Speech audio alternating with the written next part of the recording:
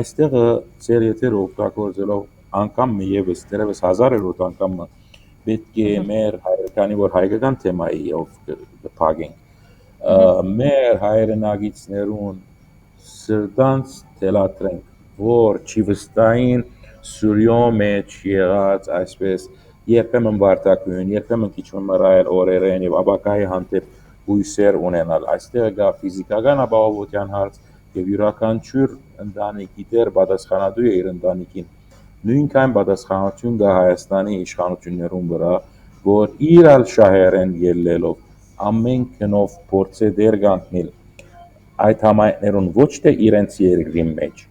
այլ անոնց ձևով փոխադրելով Հայաստան եւ անոնց չնայելով որպես փախստականներ, այլ նայելով լիարժեք քաղաքացիներ կամ հասկությամբ հայեր, որոնց մե նաև կրնա օգտվել Հայաստանի Հանրապետություն։